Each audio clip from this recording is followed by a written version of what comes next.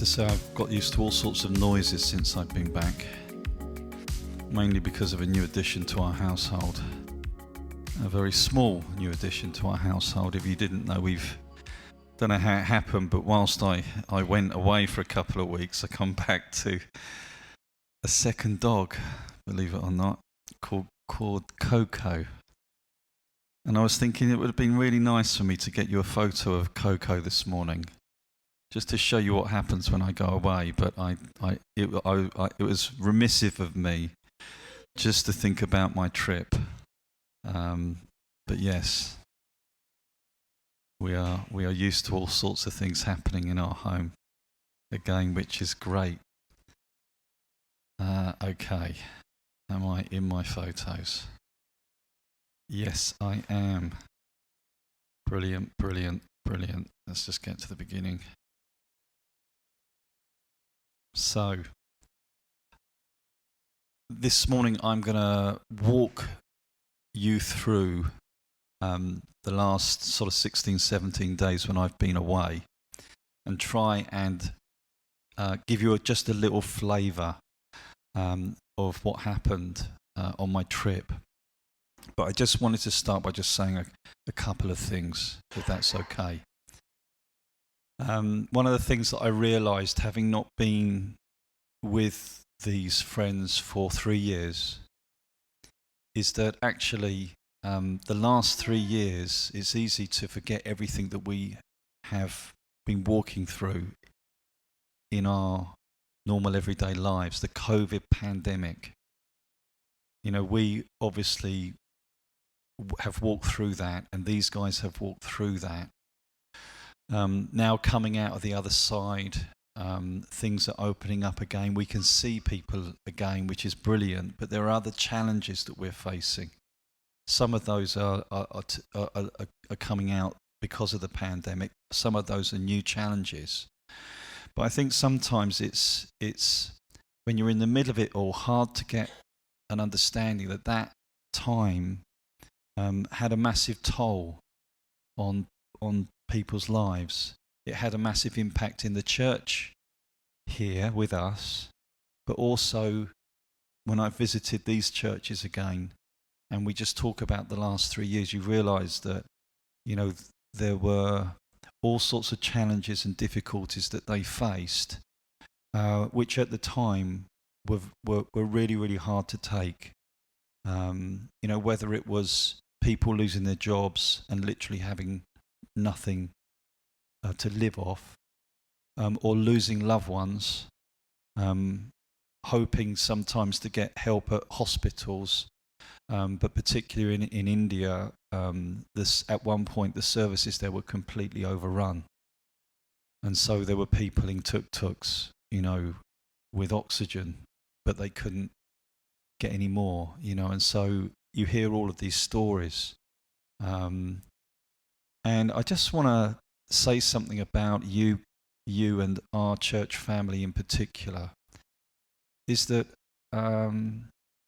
having, even from a distance, the connection between us overseas, even though that was maybe maintained through Zoom or a WhatsApp call, or, you know, ad hoc sort of details about stuff that was going on with them. For instance, when we helped provide some support for people in when COVID first hit, so that they could help families in the church and in their community that literally had nothing, you know, that meant so much to them. I mean, from our perspective, we were going through stuff at the time, but it might have seemed a small thing, but to them it was a big thing. And so I'm hearing stories about the people that were helped at that time, that were helped by you, by us, and the fact that they felt that they weren't actually on their own.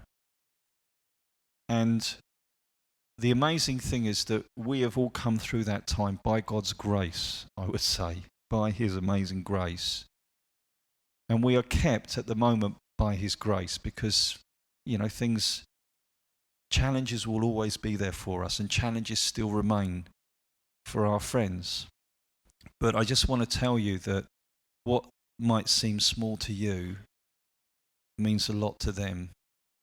And so some of the things I'm going to mention today have happened only because we have been able to partner together for God's purposes. And you know, God does never want us to be an island. You understand what I mean by that? On our own. He always wants to give us connections, partnerships, collaborations, who he brings together so that he can work out his purposes in different places. And I have to say, as I always say, that when you go on these trips, and when I go on these trips, you always learn more than you can possibly share or give. And I have to say that that has been true of this last couple of weeks. So can we start with the first slide? Okay. So you'll know that the first week that I was away, I was in Nepal, and Derek joined me there.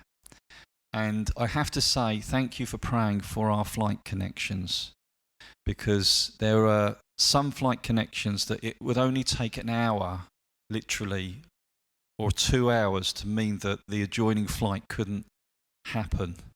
I would miss it. And actually, when I landed in Mumbai, I had a 3.5 hour window to get my flight to Kathmandu. But the problem was that, first of all, the baggage took forever to come through. And then there was the biggest queue before that at immigration. And so in the end, I was probably within about half an hour of making that flight. But I just felt at peace. I knew that people were praying. I knew that, you know, God was going to get me there. But those little things are really important. And throughout the whole time that I've been away, and I'm sure that John will testify to this as well, you know, we have felt lifted by your prayers. And they play such an important role in everything that happens while we're away. And do not think that your God, oh, I've just remembered David, I've just remembered John's away, I've forgotten for a few days, but would you please be with them today? Don't think that that is just a small thing. That is so important, so valuable. So we connected in Kathmandu. I connected with Derek. I've never actually flown into Kathmandu before, because I normally go to the east, to Damak, where we are, across the border. I usually fly north into India, and then I go over a land border. But this time we flew into Kathmandu, and we got these beautiful views of the Himalayas just poking up above the clouds. And this really doesn't do it justice, but we landed in Kathmandu, and then we took another flight on an airline called Yeti Airlines. You wouldn't believe it, would you? But there is an airline called Yeti Airlines. When we were on the Yeti Airlines flight, we asked the air hostess if she could point out to us where Mount Everest was. And this isn't a photo of Mount Everest, I'm afraid, because no, it's not. But when we passed Mount Everest, the window in the plane was rather dirty on the outside.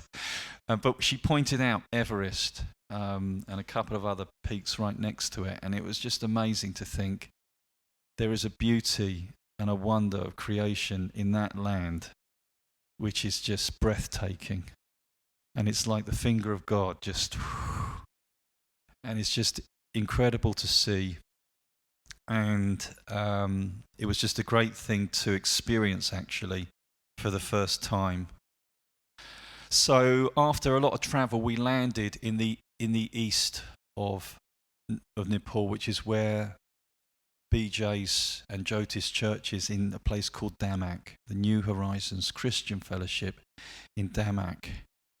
Can we have the next slide, please?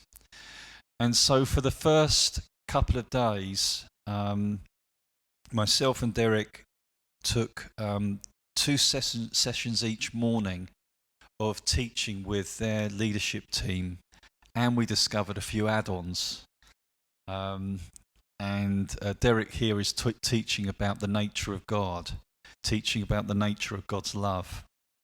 And we would do a session each in the morning. And it wasn't just a good time to share, but it was a great time of connection with those guys again. After the morning session, we shared a meal together. And one of those I remember being extraordinarily spicy. But we shared food together, and it was from there that we also arranged to go and see some of these people in their homes. So from there, later on in the day, we went and shared some time in their homes, chatting to them, meeting all of their relatives and neighbours that they decided to bring in and say hi, and having photographs with them all, which is just brilliant. But let me just tell you one thing that happened in these sessions.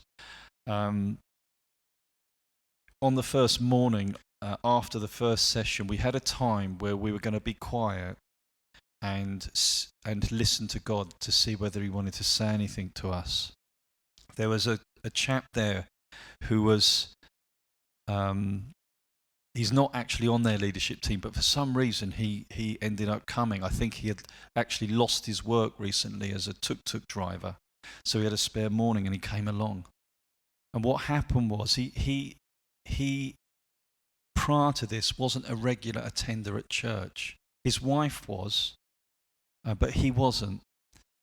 And he said in the time of silence, God started really speaking to him. And he said, I've decided that I want to come to church now every week when I'm not working. And we got invited to his house, and he just had this beaming smile on his face. And you know, in a few minutes, not through our amazing teaching, I might add, but in the silence, God had spoken to his heart and something had changed. Wow. I love God's sense of humour. And I love the way that he works. So that's Derek with that group, and this is just a group photo. I'm just seeing here if he's not actually there. I'm not sure whether he was there the second day, but this is the group that we were sharing with, and they're all saying hi and peace. But it was a great time those mornings. Then on the Friday, we actually took some time to do a cultural visit. Okay. Which meant driving up in a car with a guy that I've met before. He's got a little car, and we went up into the hills, and we just went to a few viewing spots which were quite high up. And this is just a typical sort of Nepalese village you're looking down on from the hillside in the middle of nowhere.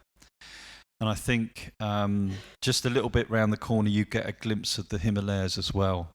But this was really not anywhere too high. If you go up to the next place, which is a place called Ilam, it becomes more remote, more scenic views, and a bit colder. But you capture some of the beauty of the country as you go up higher. And the incredible thing is that even in these remote places, the gospel is being shared, and there are people coming to Christ, and in what is a mainly strong Hindu sort of faith, and Buddhists and communists and a few others. But it's just great to see that even in these remote places, people are hearing about God, and there are some churches. So we spent some time just doing some recreational stuff on that Friday. If I can have the next photo. This is a great photo. This is a photograph of the new church building in Damak. I've actually got a video which I have prepared, which we will prepare to show you all around that building. It's just not ready today. I took an interview with BJ, and we went from the ground floor up to the middle floor, up to the top floor, and talked about what the building's going to be used for and everything else. So that will come out to you in the next few weeks. But just to give you a flavour, you can see it there from a distance, but this building has emerged in the last year, and it's going to be a centre in that community for people to come for a number of reasons. Obviously to church, but already they are running something for the ladies in the community. They've got 5 sewing machines, and they're teaching the ladies in the community to sew, and to take those skills and to use them to bring an income into the home.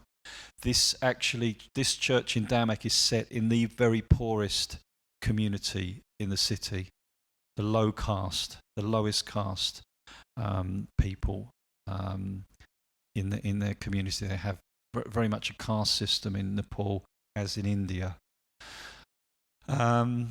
So, and on the second floor, this is where the dormitories for the Bible school, the Ezra Leadership School, as I think they call it, Ezra Bible School, which again, we sent some money to help start that in another building.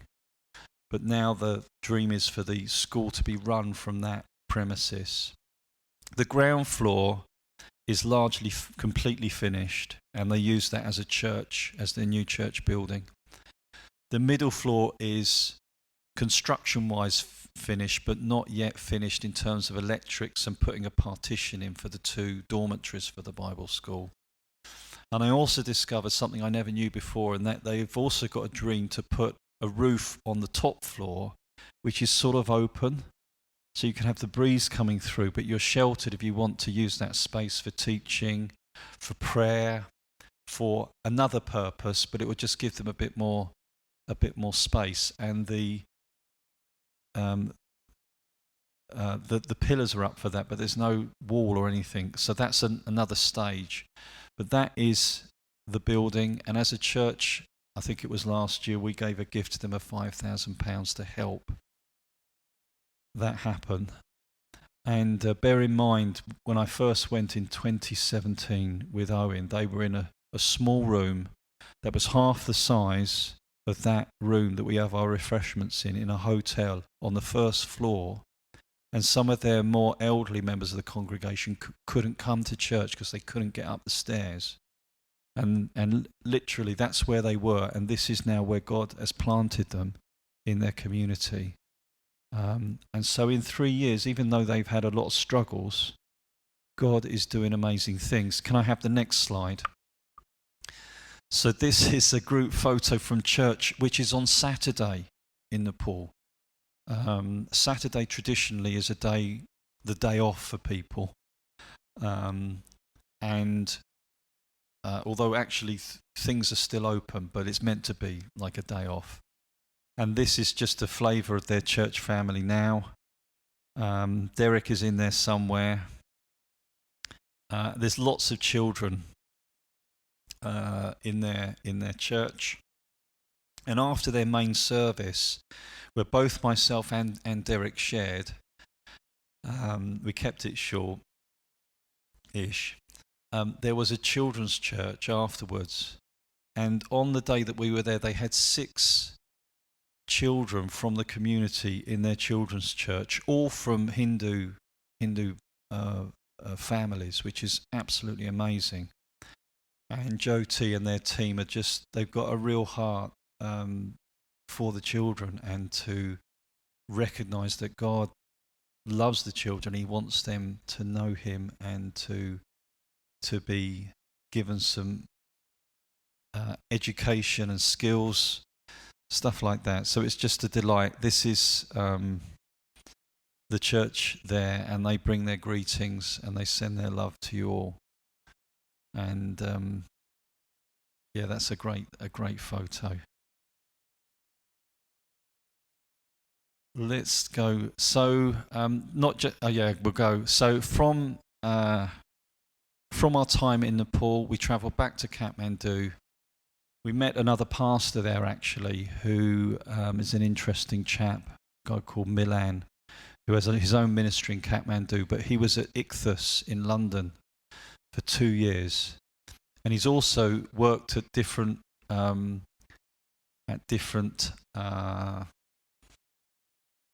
what would you call them? Christian conference centres in the UK. He worked at 2.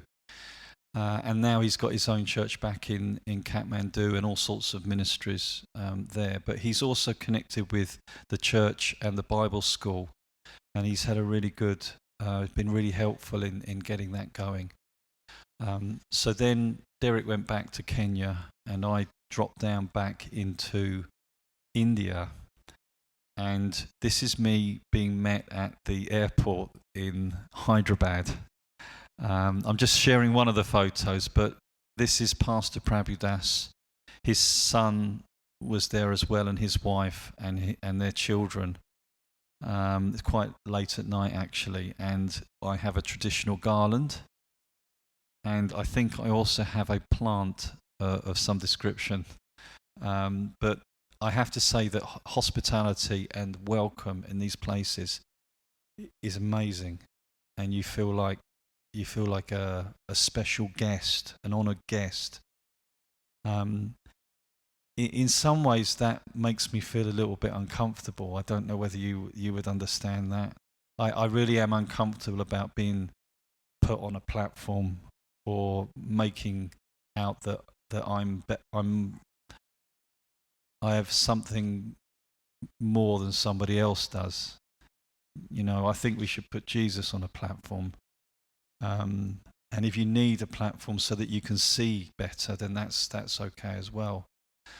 But actually their heart in this is not really to elevate anyone. It's just to say, we're so glad that you're here and we appreciate you being among us, and we want to show you the best hospitality. So that obviously means feeding us very well, mainly with their local cuisine. So lots of rice, dal. Because we're special visitors, biryani. And because we're special visitors as well, we have meat as well, which is something they would have as a special treat. Well, they tend to get that out every meal. If you say that you like something, then it appears in even bigger quantities. And if you say no, what that actually means is maybe. So, no, I'd rather not have any more. I'm rather full. That's not a no. That's a maybe, so we'll bring it out and just see. So their hospitality is like they want to make you feel like you're a guest and that they are so appreciative of you being there. And this hospitality just continued from when we arrived in Nepal right the way to when I left India. Can we have the next slide? So for 4 days, Monday, Tuesday, Wednesday, Thursday of the second week, I took a deliberate detour before I got down to our friends in Vellore, Johan and Priti and their church there, to visit some ministries that were connected with my dad. And in essence, when Dad passed away last year, I had the honour of speaking to some of his really loved friends in India and just sharing, with them what had happened and trying to keep lines of communication open. And there were a couple of ministries where Dad had promised, he said, the next time that I come, I will come and visit you and spend some time with you. And so this is one of the ministries. I spent 2 days with this Pastor Prabhudas, who was in the photo, and his son's ministry. And I was there really standing in the shoes of my dad and representing him. So for me that was quite an emotional time. But it was also a privilege, and I had some surprises, really. So on the first morning, the Monday morning, I took some training for pastors and leaders. There was 80 pastors and leaders there. and we had a great time. And in the evening, there's usually what we call a gospel meeting. They call all of their church together, anyone else that they know, and they bring them along. They have a big shindig, so that means a lot of loud praise and worship. I mean, I think for most of us it would be too loud.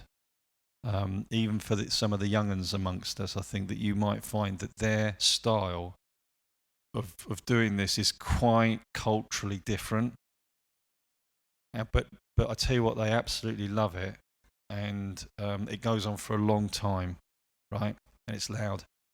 So turn up to the meeting in the evening, and there is loads and loads of people there. Apparently there was over 650 people there.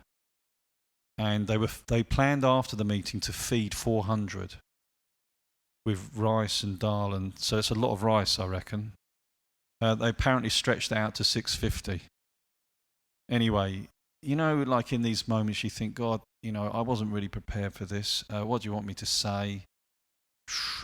But do you know what? Another thing that God is really faithful is that when you're in those situations, He always gives you something.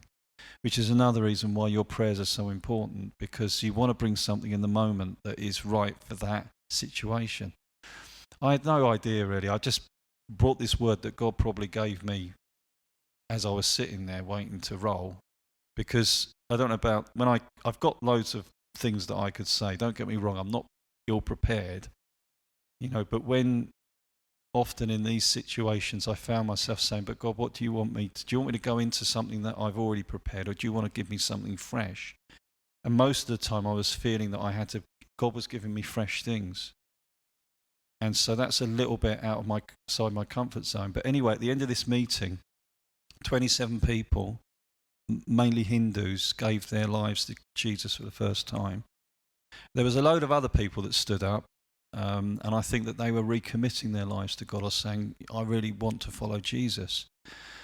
And it's very difficult to tell when you're sort of praying for so many people, when there's such a large crowd, what is actually going on, and whether people who put their hand up they know what they're putting their hand up for, But these guys were quite methodical in finding out exactly who was responding, why they were responding, and they said 27.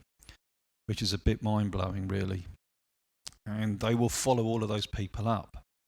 But it's just an amazing privilege, to be able to be part of that just for a moment. The next day, I went to Pastor Prabhudas's church. Can we have the next? Oh, we've got the next slide up. And there was quite a lot of travelling in the morning, but when I arrived there, I spent some time with children that he has in an orphanage. So he has about 40 children. Some of them still have family of some description, so they're not completely without any family. I hope you understand. There's sometimes in these places children that definitely don't have any family. No mum, no dad, no family. But some that have family could be relatives, and often it is seen that the family should try and help with the upbringing of a child, even if its parents aren't there. And so sometimes they can get some help from their families. And for some of the time, some of these children are sent back to their families. Some of the time they spend in the orphanage, which does stuff like teaching, helps them get to school and all sorts of other things. So we had that. And then at the end, we had another meeting in the evening, which I don't know if you can see from that crowd, but it's just like loads and loads of people from all sorts of places. And again, after the service, I spent a lot of time praying for people, and it was just a privilege. This is a place that my dad promised to come because they want to build a permanent orphanage here called Roy's Home. And at the moment, I don't know whether you can see, but down the sides, they've got the pillars and the concrete in and nothing else. And so what they did was they put this sheeting up around the edges. And they all came and they met on this site, which we would, for all intents and purposes, consider to be a bit of a building site, which had been cleared up a bit. But it was just an amazing time of sharing with these people. Can I have the next one as well? That's the view that I had from the platform. And it just goes on and on and on. And I think you can see some concrete pillars there. So, can I just have the next one? On the Wednesday, I spent time with another pastor, Pastor Titus. And again, we did something in the morning. We had a meeting in the evening. And this is his one of his congregations. Similar sort of situation of just spending time together and sharing our faith. And on the Thursday, I went and saw another friend of Dad's, another church. I did a meeting in the evening with them, but it was really just to connect with the children of that family who also lost their dad the year before I lost mine. And my dad and this pastor were really, really good friends. And it was just good to be there and just share from the heart with each other. And I found out that the night before they had a meeting, 1,200 people at their church, and they had only catered for 1,000. So they were just saying, yeah, we just make it go a bit further. So after this time, I then flew down to where Johan and Prittis Church is in Vellore. So can we have the next slide, if I may? And I didn't know this, but two things coincided with my trip to our friends down there. The first one was that they had planned baptisms for the Saturday, and I had no idea that there were baptisms until literally a few days before. And also, I had no idea that two of the Wonder Kids were being baptized. And you know, the Wonder Kids have been supported by New Horizons for many years, and then we have had the privilege of adopting that group of children. This is Prakash, one of the Wonder Kids, just about to be baptized. And then there was another young lady called Jessie, who is on that program, who we also had the privilege of being baptized. I got the chance to speak to the baptismal group, which included people that were planning on being baptized before, and then we had this service in another church. Can I have the next slide, though, just to show you this thing? That's the baptismal pool, and it's in the middle of this sort of church/residential complex is a pool, which is like tucked in. And so you can stand around on this balcony and look down, and you have to walk down these steps, up the other steps and into the pool to get to the water. And that's where the baptisms were happening. So what a privilege. And the other thing I didn't realise was that on the Sunday, it was their 15th year church anniversary. Can we have the next slide? So I just, by God incidence, managed to be here at this time. And I have to say that this was a very, very joyous occasion. There were lots of dancing. This is the boys dancing. There were girls dancing. There were ladies dancing. There was singing from all sorts of different groups. And then there was this amazing corporate singing and worship and colour and festivities. And I got to share on that Sunday morning. How amazing is that? And I just have to say that, you know, God has really been with these guys over the last 3 years, and it has not been easy. But actually now God is doing something new, and he's doing a new work with them. They're probably in excess of 100 people there. Can I have the next slide? So after the service, again, biryani, okay, for everyone. This is an absolute special treat, and apparently it wasn't just for me, but after this celebration service, they turned the church into a catering hall, and so everyone is just sitting round having biryani, and it's the only time actually when I didn't have a spoon. So if you understand what that means, I was eating home style. But it was a pretty special time, and it was just great to see what God is doing. One thing I will mention is that on the night before, which was the Saturday night, we went to the Old Town, the Law Old Town. And there's a group from the church in the Old Town which meet every week to pray. And that group has been getting bigger and bigger over the last year. There's now over 30 people every week that gather to pray. The Old Town is somewhere that nobody wants to go because the poorest people live there and the most dangerous people live there. It's the most unsafe part of the city, and nobody wants to plant a church there. Until now. God is really calling and speaking to these guys about doing something in that community right in the Old Town. Especially not just, planting a church and praying, but to be a resource for children that are living there, education. A lot of them don't go to school. A lot of them haven't got proper clothing. They're not parented maybe in the way that we would see parenting. And there is just great need.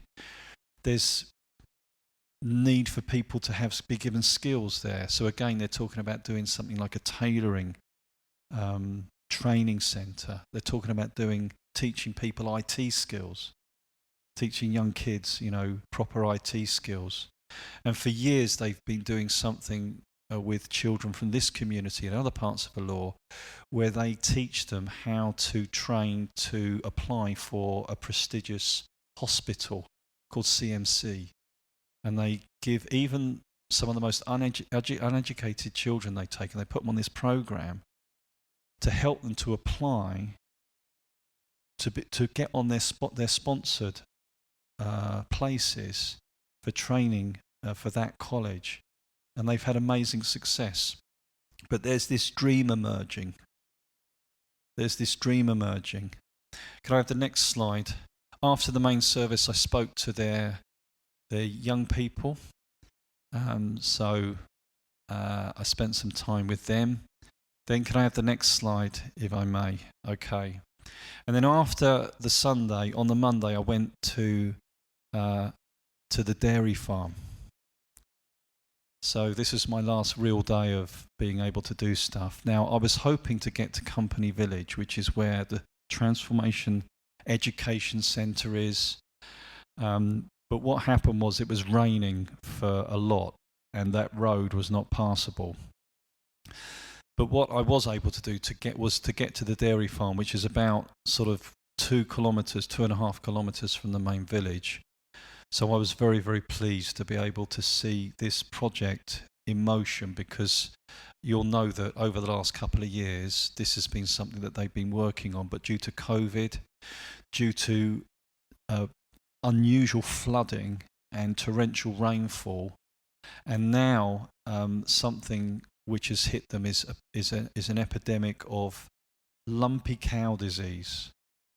And what this meant is that just around the time that they started to look for cattle, there was this disease going on, which has apparently killed hundreds of thousands of cattle in India and Pakistan. So here in this photo, I've got Johan and I've got Sinu, who is with his wife Glory, the couple that have been instrumental in everything that's happened in Company Village.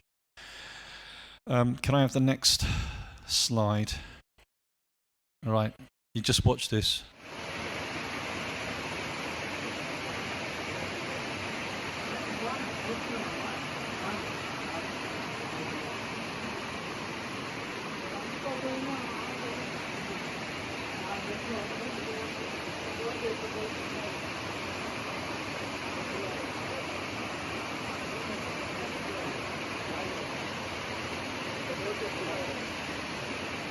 Okay, I think we can pause it there.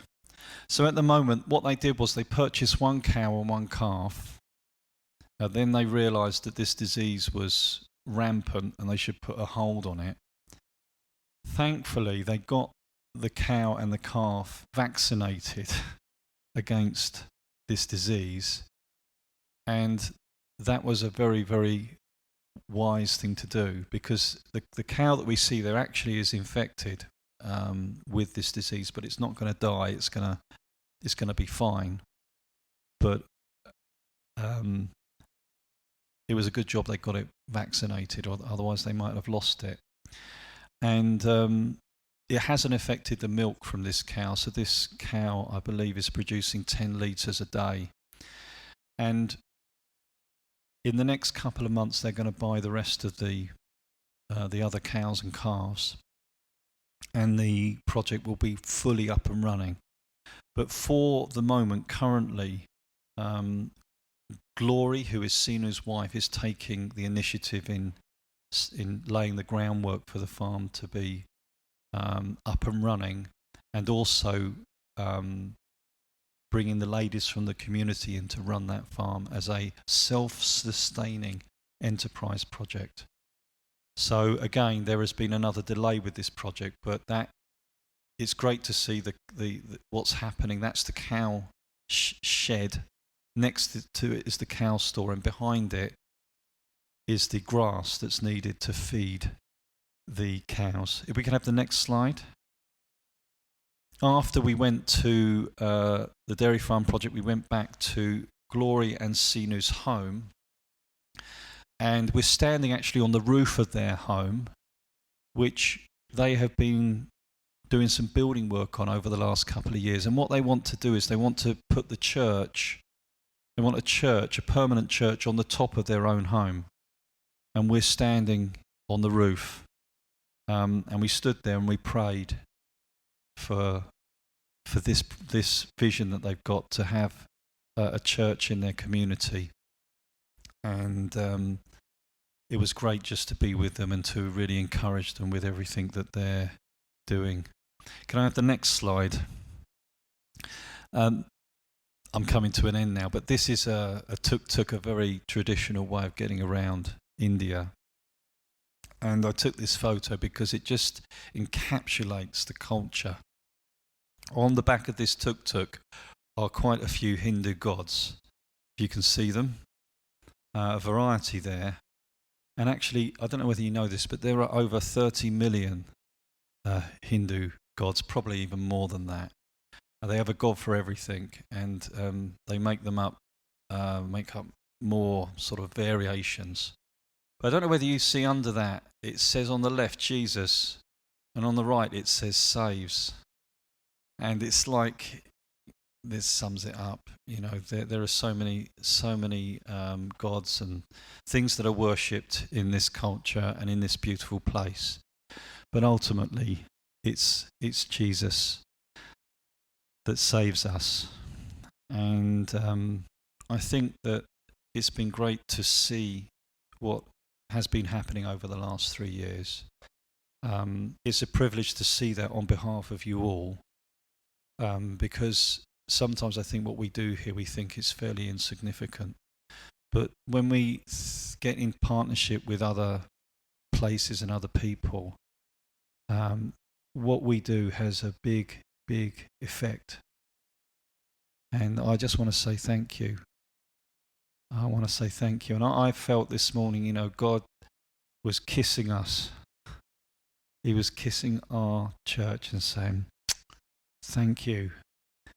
Thank you for being there, for reaching out, for sending stuff, for praying, for holding hands with others. You know, and this is what God has called us to do. He's called us to do it here in our community. And I think that we as a church family are holding hands with so many others. But also He's called us to do it with our friends overseas. So thank you for sending me. Thank you for having a big heart. And I look forward to sharing a bit more maybe about how going forward God wants us to work in partnership with our friends. Can we finish by praying and just giving thanks to God? Father, we just want to thank you that you never intended for us to be on our own, either as an individual, as a church family. You always want us to be part of something bigger. You want us to hold hands.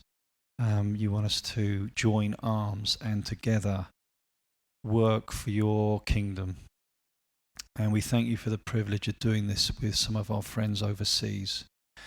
And I just really want to pray, Lord, that you would help us as we think about the future, that you would give us clear direction as to how and who we should partner with and what that looks like, how we should use our resources. And I also pray for our friends that we've been talking about this morning, that you would continue to work and do amazing things with them. We thank you for them and we pray your blessing on them today. In Jesus' name. Amen.